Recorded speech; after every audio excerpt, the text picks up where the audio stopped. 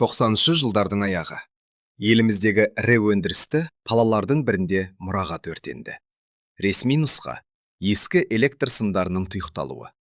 Ал ел ішіндегі ауыздан ауызға тараған ақиқат мүлде басқа еді. Біреулер аса маңызды деген мөрі бар папканың жер бетінен жоқ болғанын қатты қалады. 1992 жылғы нөмірі 1447 қылмыстық іс енді жоқ. Күлге айналды. Бірақ тарих қалды. Бұл оқиғаны сұр гараждардың маңында соңғы бөтелкені босатып тұрған еркектер сыбырлап қана айтатын.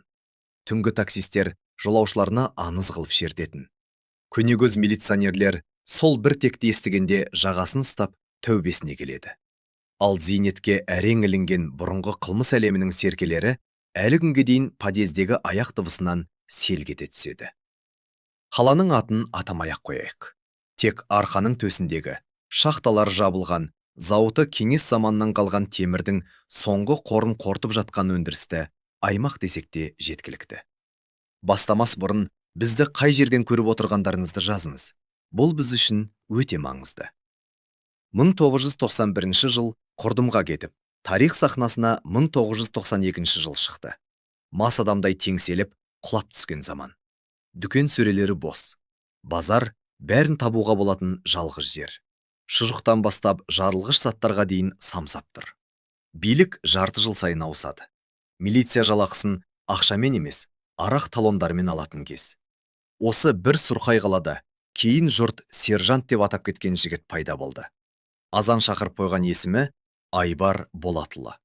30 жаста. Бойы 1,82 сантиметр. Салмағы 78 келі. Әуе десант әскерінің аға сержанты. Ауғанстан. 1985 пен 87 жылдар аралығы. Барлау тобы. Контузия алған. Оң иығына жарқыншақ тиген. Шектеулі түрде жарамды деген мөрі бар әскери билеті қалтасында. Ал медальдары шкафтың үстіндегі қоратта шаң басып жатыр. Әскерден соң қала шетіндегі шаруашылық тауарлары қоймасына күзетші болып орналасты. Түнгі ауысым. Жалақыны аратыра береді. Анасымен бірге ескі үйдегі тар бөлмеде тұрады. Анасы металлург мәдениет үйінде билет тексереді. Таңертеңгі автобус, кешкі қуырылған картоп. Ұйқысыздық. Түн ортасында терге малшынып оянатын сымдық түстер. Ол қарапайым адам еді, батыр емес. Соғыс шайнап, түкіріп тастаған. Бейбіт өмірге машығы жоқ, мұңдаған тағдырдың бірі ғана. Бірақ оның Жанары бар еді. Жанар Серік қызы, 24 жаста. Қалалық 3-ші аурухананың медбергесі. Қолаң шашты, сұрғылт көзді ару. Оның күлкісі суық пәтерді жылтатын. Жанар бос тоңазытқышқа қаратты күле алатын. Айбар түн ішінде дұшмандар шабуылдады деп шошып оянғанда, Жанар оның маңдайынан сипап, жас балаша жұбататын. Екеуі 89 жылы сол ескі мәдениет үйіндегі би кешінде танысқан. Ол кезде Жанар медициналық училищенің студент еді, ал Айбар соғыстан енді ғана оралған. Көшеде артына жалтақтамай жүруді әлі үйренбеген кезі. 90 жылы шаңырақ көтерді. Дүркіреген той болған жоқ. Тек неке қидырды да, бір бөтелке шампан алып, зауыттың тот басқан құбырлары көрінетін өзен жағалап қыдырды. Жанар сәби сүюді армандады. Ал Айбар дұрыс әке бола алмаймын ба деп қорқатын. Бірақ бәрі түзеледі. Жақсы жұмыс табамын деп уәде беретін. Үлгермеді. 1992 жылдың күзі суық әрі жауынды болды. 3 апта бойы толассыз жауған жаңбыр өндірістік аймақтың қара жолдарын батпаққа айналдырды. Қаладан шіріген жапырақтың, мазуттың және жер ананың өзі іріп-шіріп жатқандай жағымсыз иіс шығатын. Қалалық 3-ші ауруханада келеңсіз жағдайлар басталды. Әуелі дәрі-дәрмек, кейін медициналық спирт, бинт, антибиотиктер. Базарда сатуға жарайтынның бәрі қолды болды. Бас дәрігер талай рет шағымданды, бірақ қағаздар аудандық комитет деңгейінде жоғалып кететін. Милиция іс қозғаудан бас тартты. Қылмыс құрамы жоқ, жетіспеушілік салақтықтан болған деп жылы жауып қойды. Бірақ Жанар мұның артында кім тұрғанын білетін. Аптасына бір рет былғары күрте киген, мойындарында жуан алтын шынжыры бар 3 жігіт келетін. Қым сабырлы. Олар шаруашылық бөлімінің меңгерушісінің бөлмесіне кіріп, есікті жауып алатын. Жарты сағаттан соң қораттарды көтеріп шығатын. Меңгеруші содан кейін сұрланып, адам бетіне қарай алмай қалатын. Бір күні Жанар олардың нөмірсіз қара көлігін жасырын суретке түсіріп алмақ болды. Бірақ байқалып қалды. Ертесіне оған тақырбас, ұзын бойлы, спорттық киім киген біреу жақындады. Жымиып тұрып: «Қарындас, жұмысыңды істе, бәрі жақсы болады. Артық қызығушылық танытпа. Қалада жазатайым оқиғалар жиілеп кетті ғой», деп ескертті. Жанар мұны Айбарға айтып берді. Айбар үнсіз тыңдады. Қолындағы шыны аяқты қатты қысқаны сонша, саусақтары ағарып кетті. Жағы түйіліп: «Оларға жолама», деді ақырын ғана. «Айбар, өтінемін. Айбар, ол жақта адамдар өліп жатыр ғой. Кеше ғана соқыр шекпен кішкентай баланы алып келді. Ауырсынуды басатын дездері таппай қалдық. Басты, бірақ ол су сияқты әсер етпейді. Дәрі жоқ дейсің бе? Алана қаншерлер морфийді нашақорларға сатып жатыр. Сеніңше, милиция бұдан хабарсыз дейсің бе? Бәрі біледі. Біле тұра үндемейді. Демек, рұқсат етілген. Мен прокуратураға барам. Жанар, Айбар, мен бұлай істей алмаймын. Арым жібермейді. Шыдай алмаймын». Ол ақыры барды. 1992 жылдың 14 қазанында Жанар Серікқызы қалалық прокуратураға арыз жазды. Қылмыстық схеманы тәптіштеп түсіндірді. Шаруашылық меңгерушісінің аты жөнін көрсетті. Күні мен уақытын белгіледі. Тіпті жасырын көшіріп алған жүк құжаттарды тіркеді. Арызды қабылдады. 3 күннен соң оны тергеуге шақырды. Көзілдірік таққан сыпайы жас тергеуші жауап алды. Көрсетпелерді жазып алып, алғыс айтты да: «Біз тексереміз, уайымдамаңыз», деп шығарып салды. Бір аптадан соң Жанар жоғалып кетті. 23 қазан күні ол жұмыстан қайтпады. Айбар түн ортасына дейін терезеге телміріп күтті. Шыдамай ауруханаға жүгірді. Ол жақтағылар ауысымның кешкі 8-де аяқталғанын, Жанардың үйге кеткенін айтты. Құрбыларына хабарласты. Ешқайсысы білмейді. Милицияға барды. Кезекші милиционер темекісін будақтатып отырып мырс етті. «3 күнсіз арыз қабылдамаймыз. Жас қатын ғой, қыдырып кеткен шығар. Келеді уайымдама», деп қол сілтеді. Айбар тістеніп, шарасыз кері бұрылды. Сол түні ол терезеден көз алмай таң атырды. Ал таңертең оны тапты. Гараждар массивінің артындағы ен жатқан қоқыс полигонынан тот басқан бөшкелердің арасынан темір іздеп жүрген қаңғыбас тауып алыпты. Айбар мәйітханаға кіргенде мұрнына формалин мен дымқыл цементтің иісі келді. Ақ жайма. Оның жүзінде қатты өзгеріс жоқ еді. Тек шекесінде кішкентай көк дақ бар. Бірақ мойны қарайып кеткен, саусақ іздері анық көрінеді. Сарапшы дәрігер асфиксия, тұншықтыру, зорлау белгілері жоқ деп бірдеңелерді күңкілдеп жатты. Айбар оны естіген жоқ. Ол тек Жанардың жұмулы көзіне қарап тұрды. Сарапшы сөзін аяқтап, кемеге шеуге сыртқа шығып кетті. Айбар омаша қалды. Еңкейіп маңдайынан сүйді. Керісі мұздай, балау сияқты қатып қалыпты. «Кешір мені», деп сыбырлады. Сол сәтте оның ішіндегі бірдеңе үзіліп кетті. Дыбыссыз, шытырлап сынған жоқ. Керіліп тұрған ескі арқан сияқты үнсіз үзілді. Жаназаға 20 шақты адам жиналды. Жанардың анасы табытты құшақтап, дауыс салып жылады. Айбардың шешесі ұлының қолынан қысып үнсіз тұрды. Ол бәрін түсінетін, бірақ дауыстап айтуға қорқатын. Айбар қабір басында жылаған жоқ. Ол табыттың қара жер қойнауына қалай түсіп бара жатқанын тас мүсіндей қатып бақылады. Молда Құран оқыды, бірақ сөздері санасына жетпеді. Құлағында тек үрейлі тыныштық тұрды. Жаназадан соң оған учаскелік инспектор жақындады. Аласа бойлы, мұртты, формасы умаждалған еркек. «Айбар Болатұлы, қайғыңызға ортақпын. Біз тергеу жүргізіп жатырмыз. Міндетті түрде табамыз». «Кімді іздейсіңдер?» деп сұрады Айбар. Дауысы бір қалыпты, тым сабырлы шықты. «Енді қылмыскерлерді, кісі өлтіргендерді. Сіз хаттамаға отбасылық жанжал деп қол қойдыңыз ғой. Оқыдым». Инспектор қысылып қалды. «Бұл енді алдын ала болжам ғой. Мен жұмыста болсам, қандай жанжал? Куәгерлер оны кешкі 8-де тірі көрсе, қандай жанжал? Біз тексереміз». «Керек емес, өзім тексерем», деді Айбар. Ол бұрылды да кете барды. Инспектор оның артынан қараттырды да жерге түкіріп басын шайқады. Оның ауысымы аяқталған еді. Айвар қоймаға қайтып оралмады. Жұмысқа мүлдем бармады. Бастығы хабарласты, тұтқаны көтермеді. Бір аптадан соң себепсіз жұмыстан қалғаны үшін бұйрық шығып, жұмыстан шығарылды.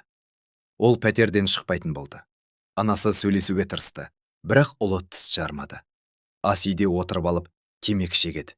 Терезеге қарайды. Тамақты аз ішеді. Ұйқыдан мүлдем қалды.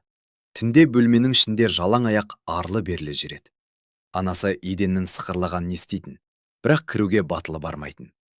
Күндіз ол жанардан қалған заттарды ақтаратын.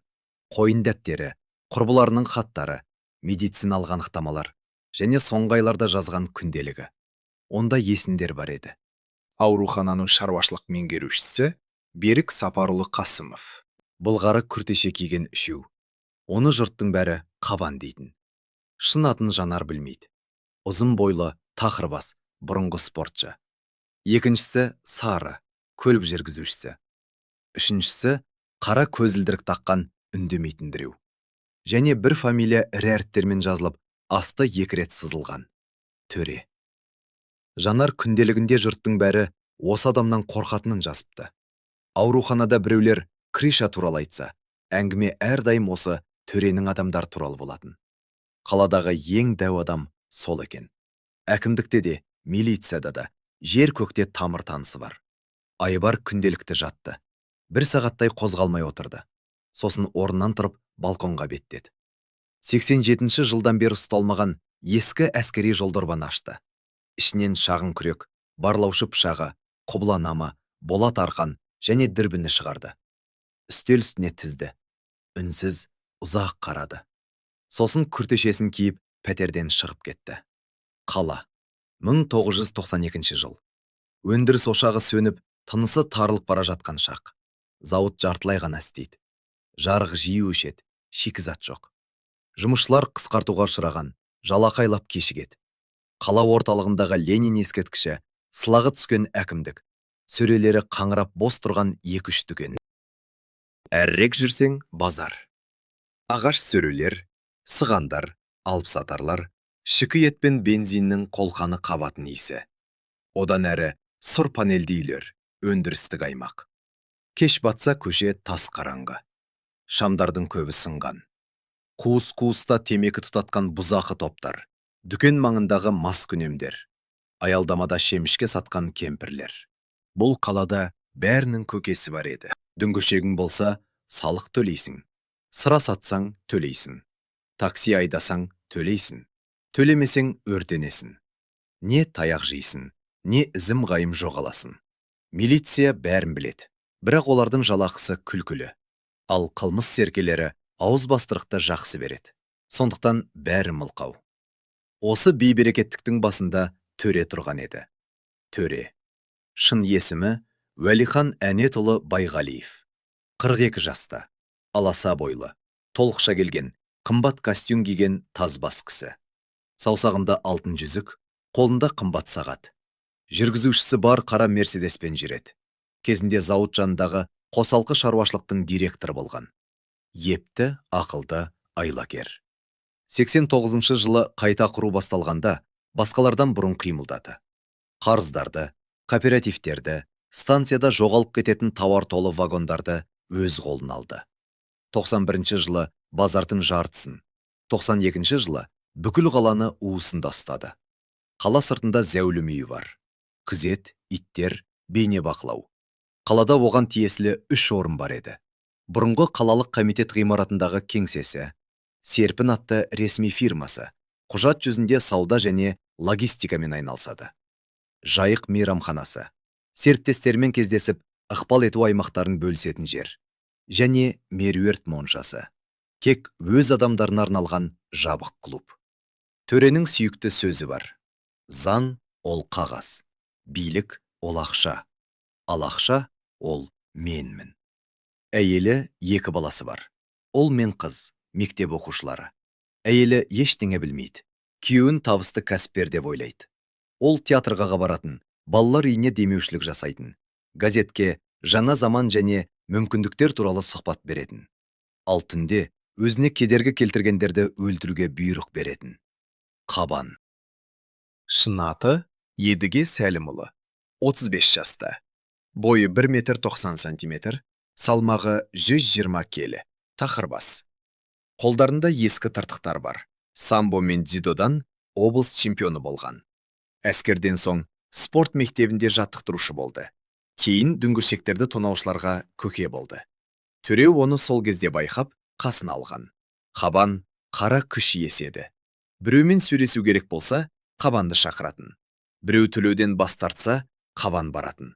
Біреудің көзін жою керек болса да, қабан баратын. Ол қаруды ұнатпайтын, қолмен жұмыс істейтін, қабырғаны сындыратын, тісті үгітетін, тұншықтыратын. Аз сөйлейтін, сирек күлетін, бірақ жымиған кезде адамның төбе құйғасы шымырлайтын. Жалғыз тұратын. 5 қабатты үйдің 1-ші қабатында. Түнде жертөледегі жаттығу залына баратын. Қолы зілтемірді көтер алмай қалғанша жаттығатын. Әйелдерді жек көретін, әлсіздерді де аямайтын. Өзін қойлардың арасындағы қасқыр сезінетін. Аудандық ішкі істер бөлімі бастығының орынбасары, милиция подполковнигі Ахмет Файзуллаұлы Рысқұлов. 51 жаста. Шашы бурыл тартқан, жүзі шаршаңқы, көзінің асты ісіп кеткен. 28 жыл ғұмырын ішкі істер саласына арнаған.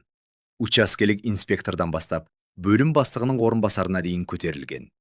Бір кездері әлмисақ заманда адал болатын. Бірақ өмір оны сындырды. Жиі шіріген. Заң жұмыс істемейді. Соттар сатылған. Прокурорлар қорқақ, куәгерлер мылқау. Ал қылмыскерлер шалқып өмір сүреді. Ақыры Рысқұлов берілді. Әуелі кішкентай нәрседен бастады. Бір хаттамаға көз жұмды. Кейін тағы біреуіне. Сосын конверт ала бастады. Басында ұялатын, кейін ет үйренді. 92 жылға қарай ол төренің қалтасындағы адамға айналды. Мұны бәрі білетін, бірақ ләм-мим демейтін. Себебі басқалар да сол жемсаудан тамақтанатын. Рысқұлов кешкісін жалғыз өзі ас үйде отырып арақ ішетін. Теледидарға телміріп отырып, зейнетке шықсам, осы қаладан көшіп кетсем деп армандайтын. Бірақ әзірге қылмыс құрамы жоқ деген қауларға қол қойып отыруға мәжбүр. Жанар Серікқызының ісінде ол өз қолымен жатты. Экономист Данияр Оразлы, 28 жаста. Мәскеу мемлекеттік университетінің экономика факультетінің түлегі. Ақылды, білімді, бірақ өркөкірек. Қалаға 91 жылы зауытты жекешелендіруге көмектесу үшін келгенмін деп айтатын. Іс жүзінде зауыт акцияларын төренің жалған фирмаларына тиын тебенге алып беретін жұмысқы схема құрды. Аласа бойлы, арық, көзілдірік таққан, үнемі костюм киіп жүретін жігіт. Ішпейді, шекпейді, салауатты өмір салтын ұстанады. Өзін қарақшылардан жоғары санайтын. Қабан сияқтыларды жек көретін. Оларды дөрекі күш деп менсінбейтін. Оның ойынша нағыз билік ақылда, қаржыда және есеп-қисапта жатыр. Төренің барлық ақша ағымы, барлық заңды алаяқтығы осы Даниярдың миымен жасалатын. Металлург қонақ үйінің люкс нөмірінде тұратын. Кешкісін кітап оқып, классикалық музыка тыңдайтын. Ол адамдарды жай ғана ресурс деп қабылдайтын. Өмір бұл кіріс пен шығыс балансы. Жанарды ол танымайтын да. Жанар ол үшін есептегі жай ғана бір жол, жойылған қауіп қана еді. Айбар 1 ай бойы ақпарат жинады. Қала кезіп жүрді. Үнсіз, елеусіз. Бақылады. Сыраханаларда отырып әңгіме тыңдады. Базар маңында тұрып, кімнің кіммен амандасатынын аңдады. Автобуспен жүріп, тоғыздықтар мен мерседестердің бағытын жаттап алды. Бәрін қойын дәктеріне түртіп отырды. Мекен жайлар, уақыт, әдеттер. Қабан күнде кешкі 9-дан 11-ге дейін жертөледе жаттығады. Рысқұлов әр бейсенбіде кешкі 6-да бөлімшеден шығып, бұрыштағы дүкеннен арақ алады. Дүкен өзгермейді.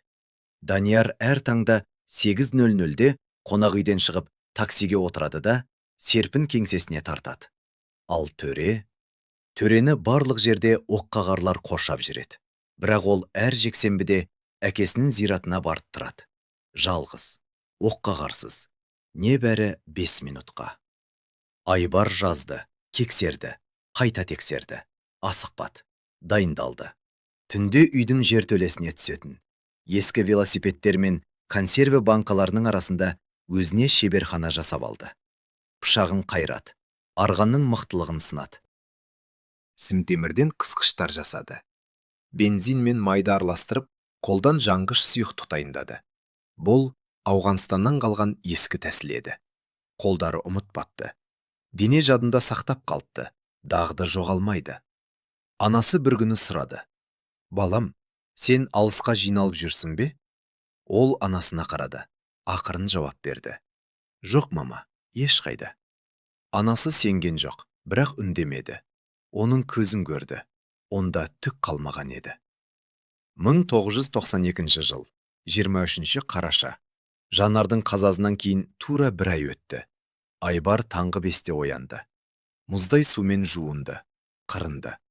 Қара джинсы, қара күртеше, ескі әскери бәтеңкесін киді.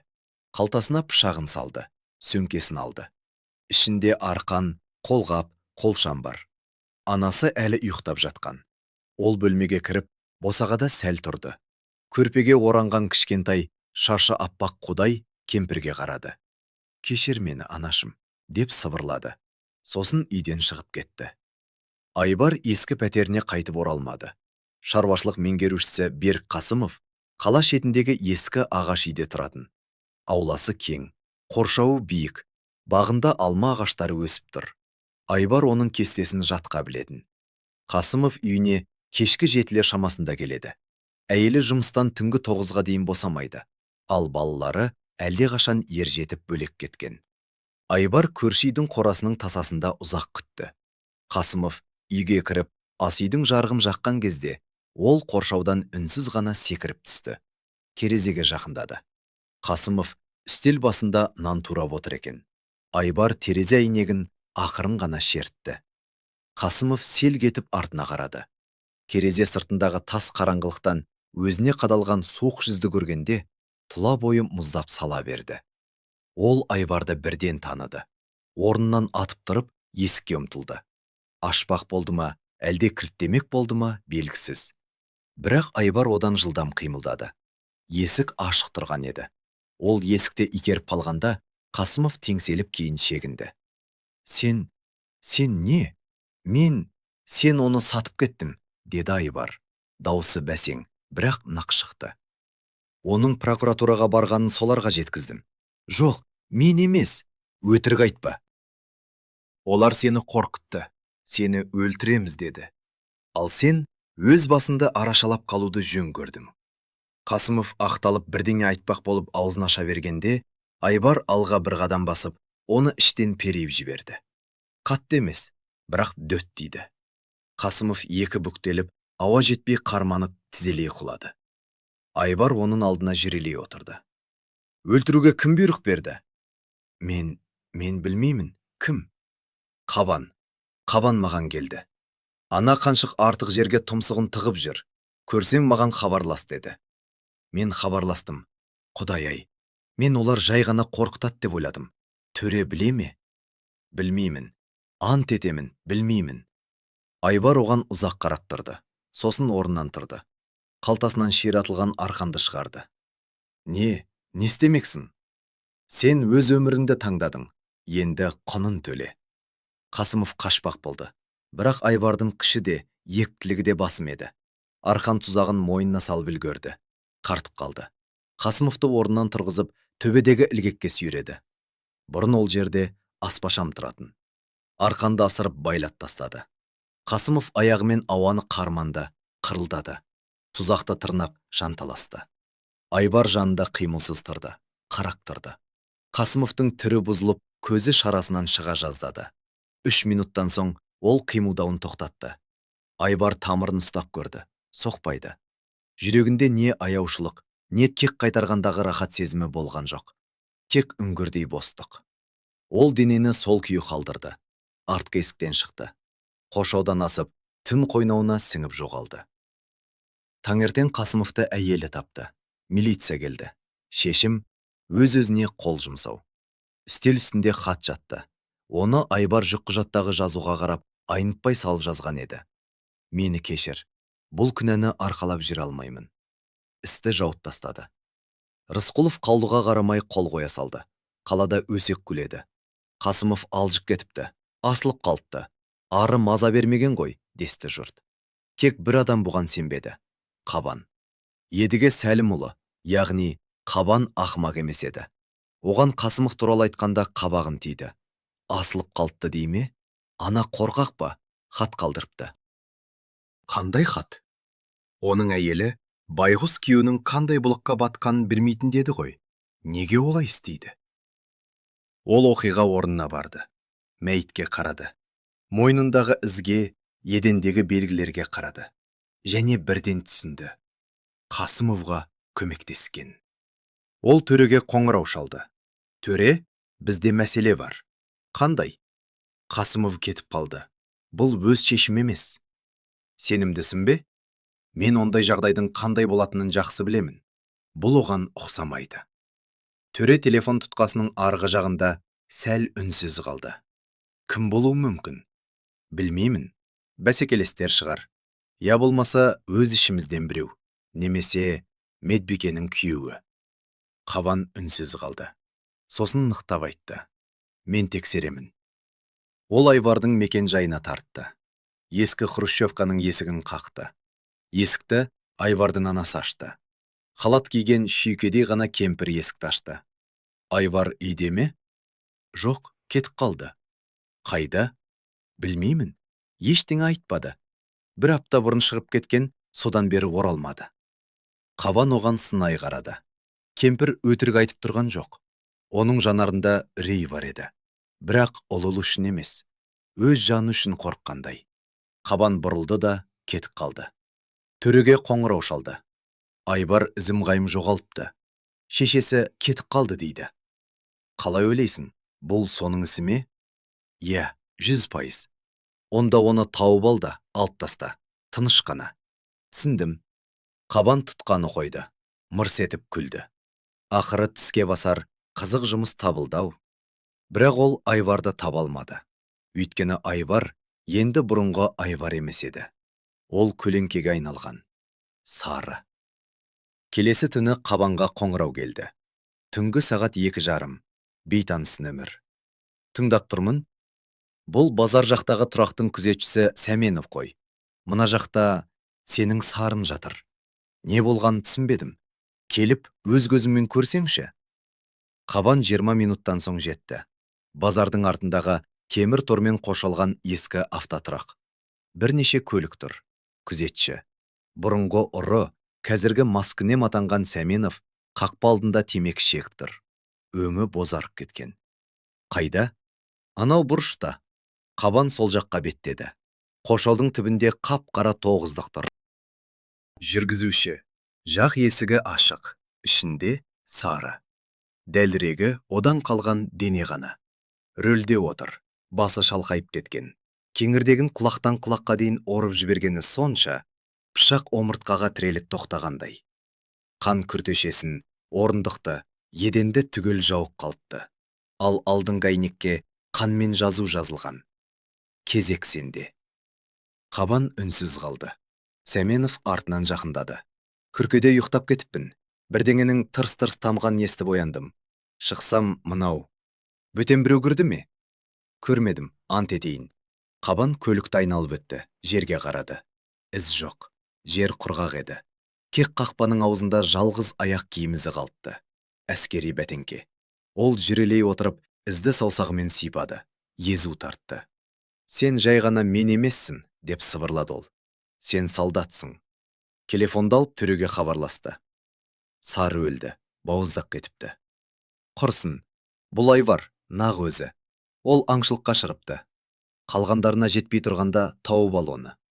Табамын ғой, бірақ ол осал емес, өте мықты. Сен ше, сен Қабансың ғой, ондайлардың талайын жайраттың емес пе? Бұл басқа, бұл десантшы, ауғанды көрген. Мен сұрастырып білдім. Ол жақта адамды қойша бауыздау оған түк емес еді.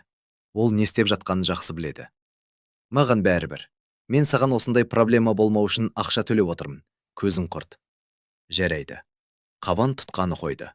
Сарының мәйітіне тағы бір қарады. Сосын Сәменовке бұрылды. Милицияға хабарлас. Қарақшылар шапты де. Сұраса ше? Ештеңе көрмедім, ештеңе естімедім. Ұқтың ба? Ұқтым. Қабан көлігіне отырып жүріп кетті. Ал тоғыздықтың терезесіндегі қан баяу ғана төмен қарай сорғалап, қою қызыл жолақтар қалдырып жатты. Үшінші адам Бақтияр Лұқпанұлы, яғни Бүкір. Ол Сарыға қарағанда сақ болатын. Өндірістік аймақтағы жатақхананың 5-ші қабатында тұрады. Есігін үнемі қос құлыппен бекітеді. Бейтаныс адамға есік ашпайды. Бірақ Айвардың жоспары бар еді. Бүкір әр кеш сайын жатақханаға қарсы беттегі сыраханаға баратын. Ішеді. Өзі сияқты спорттық шалбар киген, аз сөйлейтін жігіттермен карта ойнайды. Айвар оны қарсы беттегі қараңғы қуыста күтіп тұрды. Түн ортасында Бүкір сыраханадан шықты. Кеңселіп тұр, бірақ құлай қоймаған. Жатақханаға қарай беттеді. Айвар соңынан ерді. Бүкір подъезге кірді. Лифт істемейді. Сатымен жоғары өрледі. Айвар да қалмады. 3-ші қабатқа жеткенде Бүкір аяқ дыбысын естіді. Артына бұрылды. Не керек? Айвар жауаптың орнына оны тізеден теуіп қалды. Төменнен аяқ астынан сүйектің сынған дыбыс естілді. Бүкір айқайлап үлгермеді. Етбетінен құлады. Айвар еңкейді. Пышағын суырды. Мойын тұсы. Бір-ақ рет, жылдам, дәл. Бүкір қырылдақ қалды. Қан баспалдаққа лақ ете түсті. Айвар пышағын оның күртешесіне сүртті. Орнынан тұрды. Төмен түсті. Артқы есіктен шығып кетті. Оны ешкім көрмеді. Таңертең мәйітті еден жуушы әйел тапты. Милиция келді, қарап шықты. Тұрмыстық жанжал деп жазды. Артынша Қабан жетті. Мәйітке қарады. Қабағы түйілді. Соққы кәсіби деңгейде жасалған. Таза, шапшаң. Ол басын көтеріп, жоғары, баспалдақ жаққа қарады. Және түсінді. Сержант, яғни Айвар осында, қалада. Еш қайда кетпеген. Ол күтіп жүр. Қабан аңшылыққа шықты. Едіге Сәлімұлы жасырынып жүретіндерден емес еді. Ол шешім қабылдады.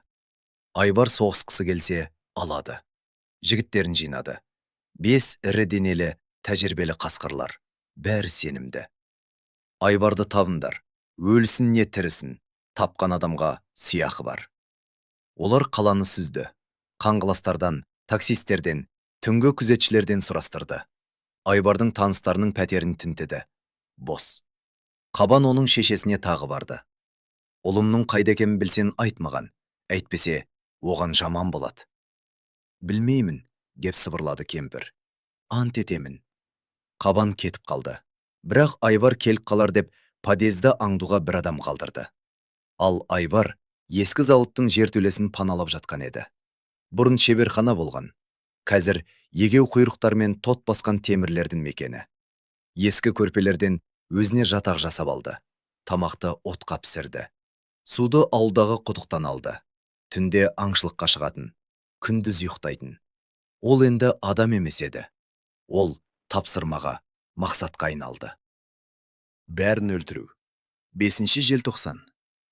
Қабанның адамдарының бірі, бұрынғы боксшы Қали, базар маңын торылдап жүрген.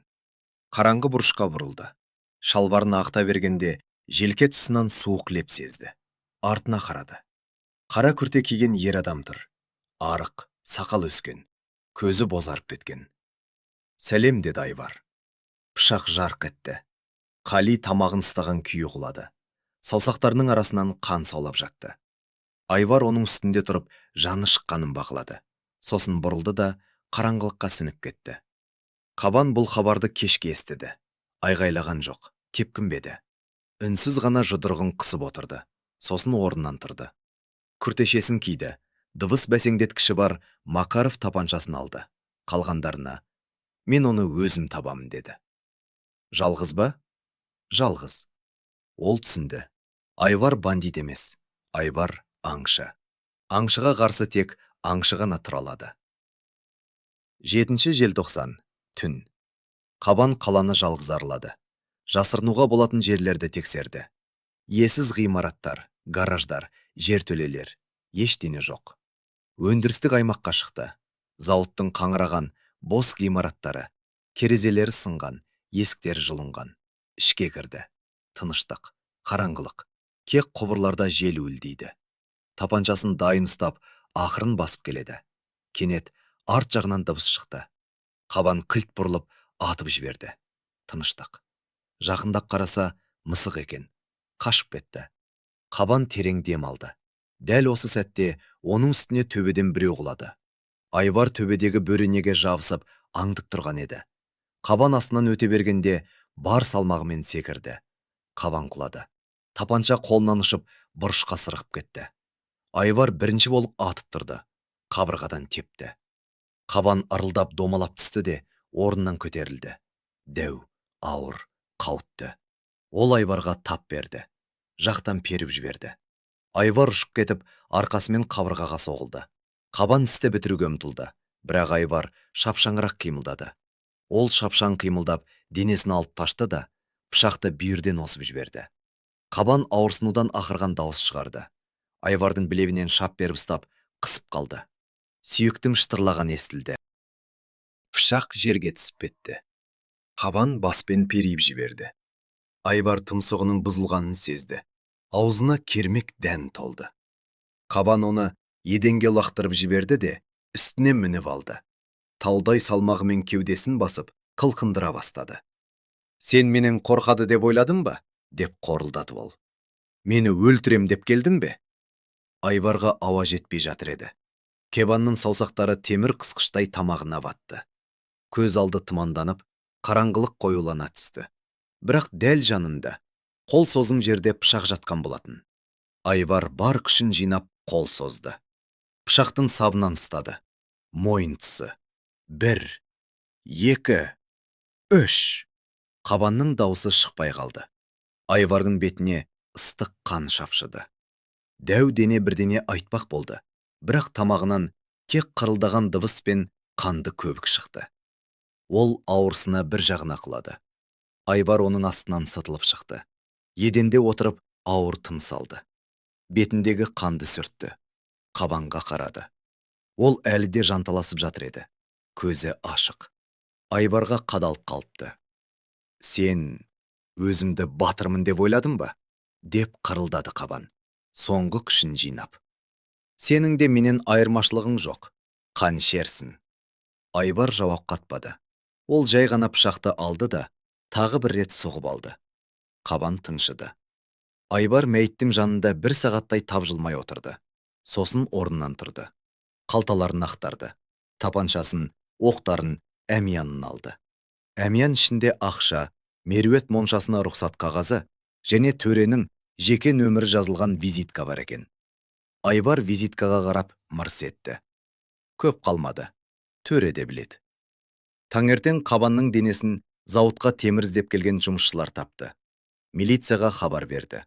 Рысқұловтың өзі келді. Мәйітке қарады.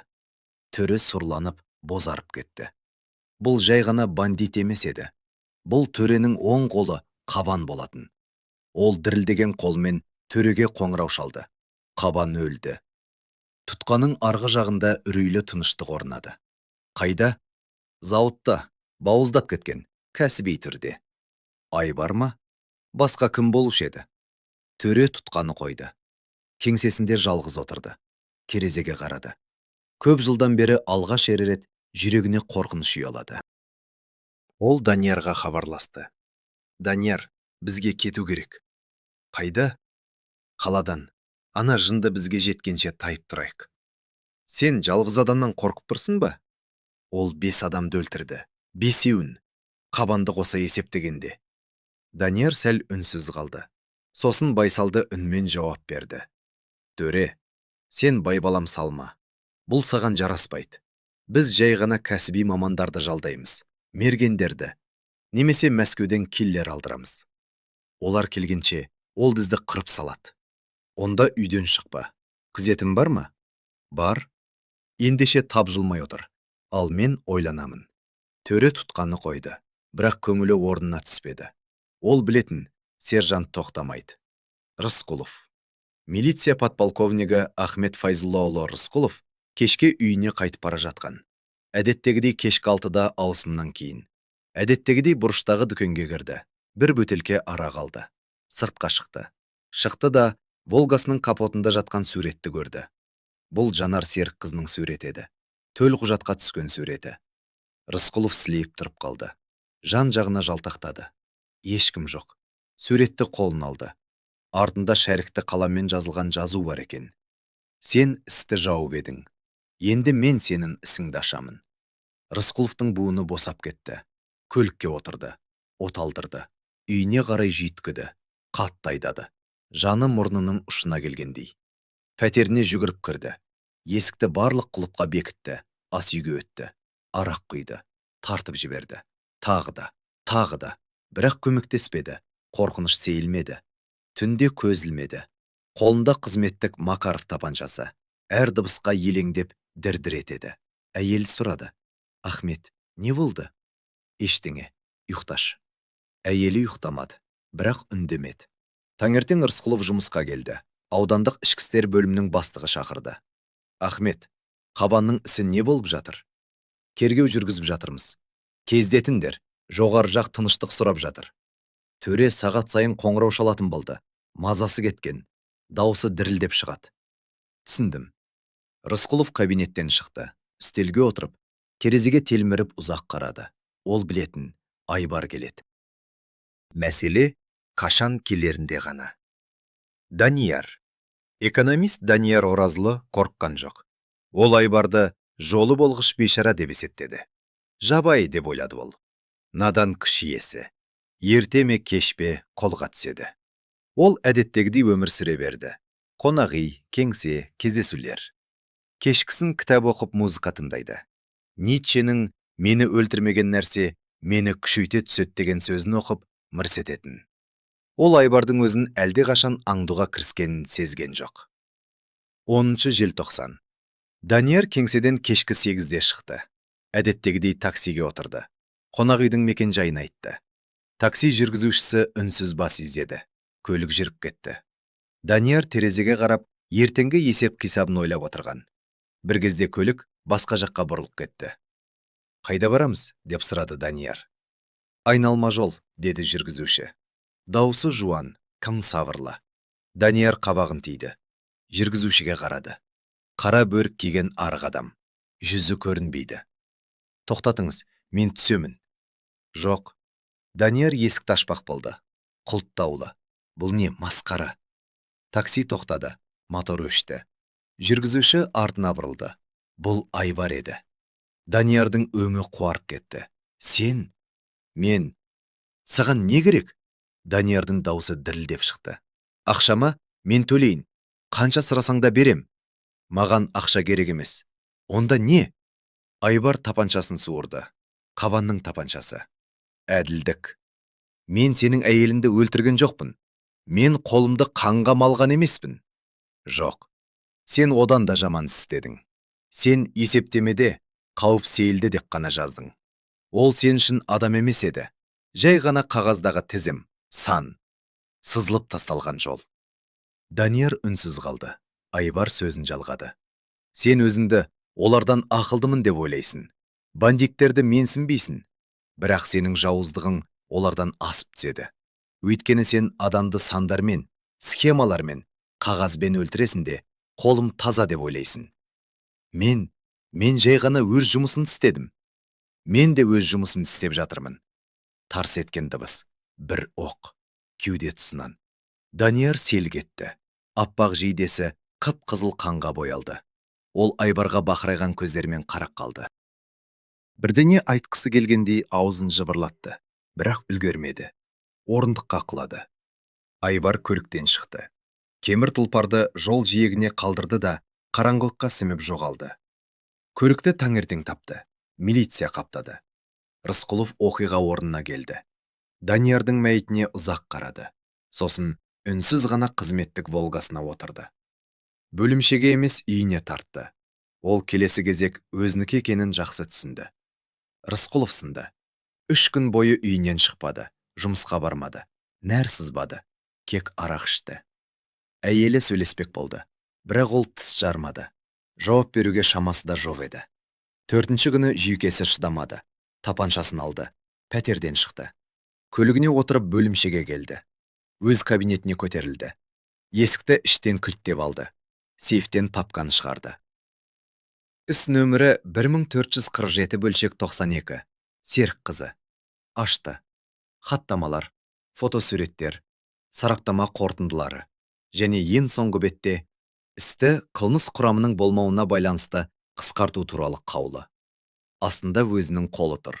Ол сол қолтаңбаға тесіліп ұзақ қарады. Сосын тапаншаны қолына алды, шекесіне тақады. Бірақ аталмады. Есік ашылып кетті. Кабинетке Айвар кірді. Рысқұлов селк етіп артына бұрылды. Тапанша ұңғысы әлі шекесінде тұр. Сен қалай кірдің? Күзетшіге ескі куәлігімді көрсеттім. Саған келдім дедім. Рысқұлов қолын түсірді. Жүзінде қорқыныш жоқ, тек шаршау бар еді. Өлтір мені, деді ол сыбырлап. Қане, атып таста. Мағаған керек осы. Мен бұған лайықпын. Айбар оған қарады. Сосын үстел үстіндегі папкеге көз тастады. Істі жапқан сенсің бе? Иә.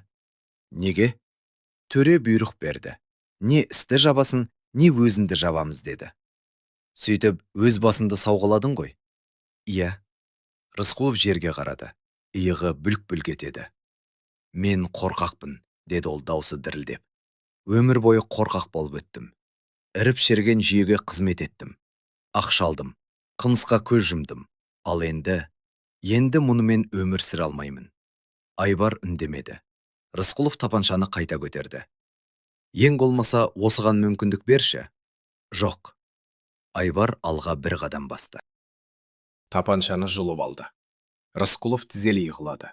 Еңіреп жіберді. Өтінем, шыдай алар емеспін. Айбар оған жоғардан төмен қарады. Жүзінде аяушылық жоқ. Тек жиіркеніш бар. Сен өмір сүресің, деді ол кесіп айтып. Және әр күнім өзімнің кім болғанымды еске алумен өтеді. Бұл өлімнен де ауыр жаза. Ол бұрылды да шығып кетті. Рысқұлов тізерлеген күйі еңіреп қала берді. Төре, яғни Валихан Байғалиев, қала сыртындағы зәулім үйіне бекініп алды. Күзет 10 адам. Иттер, дабыл жүйесі. Үйден мүлдем шықпай қойды. Тіпті жексенбіде әкесінің басына баруды да тоқтатты. Әйелі мазасызданды. Валихан, не болып жатыр десе? Ештеңе, жай жұмыс қой, деп қыста қайратын. Төре ұйықтаудан қалды. Түнде қолына тапанша алып, бөлмелерді кезетін болды. Күтті. 13 желтоқсан, түн. Айбар зәулім үйге орман жақтан келді. Дабыл жүйесінің сымдарын қиып тастады. Иттерді ұйықтатты. Дәрі қосылған ет. Бұл ескі, бірақ сенімді тәсіл еді. Қоршаудан асып түсті. Бірінші қабаттың терезесіне жақындады. Іште күзетші отыр. Қалып кетіпті. Айбар тапаншаның дүмімен әйнекті сындырды. Оқ атты. Күзетші сұлап түсті. Дабыл іске қосылды. Ұлардай шу. Жыпылықтаған шамдар. Қалған күзетшілер жүгіріп шықты. Айбар оларды дәлізде қарсы алды. Жылдам атты. Дәл тигізді. Артық қимыл жоқ. 1, 2, 3. Төртіншісі жауап қайтармақ болды. Бірақ оғы қабырғаға тиді. Айбар оның басынан дүммен періп жіберді. 5-шісі қаша жөнелді. Айбар қуып жетіп, арқасынан атты. Қалғандары жан-жаққа тым-тырағай қашты. Төре 2-ші қабаттағы кабинетінде отырған. Атысты, айқайды. Сосын орнаған ауыр тыныштықты естіді. Кейін баспалдақтан аяқ дыбысы естілді. Баяу, ауыр. Ол орнынан атып тұрды. Тапаншасын есікке қаратты. Есік ашылды. Босағада Айбар тұр. Үст басы қан. Біреудікі және өзінікі. Жүзі тас мүсіндей қатып қалған. Көзінде бостық. Тоқта, деп айқайлады Төре. Атып тастаймын. Айбар алға қадам басты. Төре шүріппені басты. Тимеді. Тағы атты. Тиді. Иыққа. Айбар теңселіп кетті. Бірақ жүрісін тоқтатпады. Төре оқ таусылғанша атты. Оқ иығын жарып өтті. Айбар теңселіп кетті. Бірақ тоқтамады. Төренің қолынан тапаншаны қағып түсірді. Тамағынан алды. Қабырғаға тіреді. Төре қырылдақ қалды. Сен Сенің хақың жоқ. Заң бар. Заң? Айвар мырс етті. Бір ай ішінде алғаш рет. Қорқынышты күлкі. Сен заң туралы айтасың ба? Мені іздейді. Құтылмайсың. Маған бәрібір. Ол тамағын қаттырақ қысты. Төре аяғымен жер тарбыды. Айвардың қолын тырнады. Ауа жұтпақ болып жанталасты. Болмады. Жүзі көгерді. Көзі шарасынан шықты. Айвар оның көзіне тіке қарады. Бұл жанар ішін еді. Сүйектің сынған дыбысы естілді. Төренің денесі босап кетті. Айвар қолын жіберді. Дене еденге гүрс етіп құлады. Айвар мәйіттің үстінде бір астырды. Сосын өз қолына қарады. Қолдары дірілдеп жатыр екен. Қорыққаннан емес, ауырғаннан. Жарақаттары сыздап, қаны тоқтамай ағып жатыр еді. Ол еденге отырды. Қабырғаға сүйенді. Көзін жұмды. Тыныштық. Ақыры жанға жайлы тыныштық орнады. Таңертең төренің зәулім сарайы өртеніп кетті. Түгі қалмады. Ішінен 10 адамның мәйіті табылды. Танымастай болып жанып кеткен. Сараптама 9-ы күзетші, ал 10-шысы төре екенін анықтады. Ал 11-ші дене табылмады. Ел ішінде Айвар жарылыс кезінде күлге айналып кетіпті деген қауесет тарады. Немесе түтінмен бірге ұшып кеткен. Рысқұлов бір айдан соң арызын жазып қызметтен кетті. Ауылға көшті. Араққа салынды. 2 жылдан соң ішқұсадан қайтыс болды. Айвардың анасы тағы 10 жыл өмір сүрді. Соңғы демі үзілгенше ұлын күтумен өтті. Бірақ ол келмеді. 1994 жылдың көктемінде аудандық ішкі істер бөлімінде болған өртте сол баяғы нөмірі 1447 іс жанып кетті. Ресми себеп сымның тұйықталуы. Бейресми біреу қасақана өртеген. Бірақ қажалада аңыз қалды. Түнде келетін адам туралы, кешірмейтін сержант туралы. Бұрынғы қылмыс серкелері бас қосқанда, қызып алған соң сыбырласып қалады. Төре, есінде ме? Есінде. Қабан ше? Иә. Бәрін бір ғана адам жайратты ғой. Айвар, сержант. Үнсіздік орнайды. Сосын біреуі ақырын ғана үн қатады. Ол өлген жоқ дейді. Басқа қалалардан көртті. Бос сөз. Жоқ, рас айтам. Біздікілер шектен шыққан кезде сержант келеді екен. Бұл жай ғана аңыз шығар. Мүмкін аңыз, мүмкін ақиқат. Бірақ мен оны кексергім келмейді. Сенімсіз күлкі естіледі. Және бәрі стақандарына тағы да құя бастайды. Ал басқа бір қаланың шетіндегі арзан қонақ үйде, тар бөлмеде терезеге қарап бір адам отыр. Арық. Шаша қарған. Денесінде ескі тыртықтар. Ол сыртқа қарап темекі шегіп отыр. Үндемейді. Бөлменің бұрышында ескі жолдорба жатыр. Ішінде пышақ. Арқан. Қобыланама. Үстел үстінде газет. Онда Нен қаласында Барыс есімді қылмыс серкесі пайда болды. Рекет, кісі өлтіру, қару сатумен айналысады делінген шағын мақала бар. Ер адам оқиды. Сосын газетті бүктейді, орнынан тұрады. Күртешесін киеді. Жолдорбасын иығына асады. Бөлмеден шығады. Заң үндемегенде адамның соттауға хақысы бар ма? Жүйе сатып кеткенде кек алуға бола ма? Өзі жазалаушыға айналғанда ол адам болып қала ма? Бұл сұрақтарға жауап жоқ. Кек түн ішіндегі тыныштық пен ауыр аяқ дыбысы ғана бар. Біреулер әділдік соқыр дейді. Енді біреулер оны өліге балайды. Бірақ сенетіндер бар. Әділдік жай ғана күтеді. Өзін қанды қолмен болса да орнататын адамды күтеді.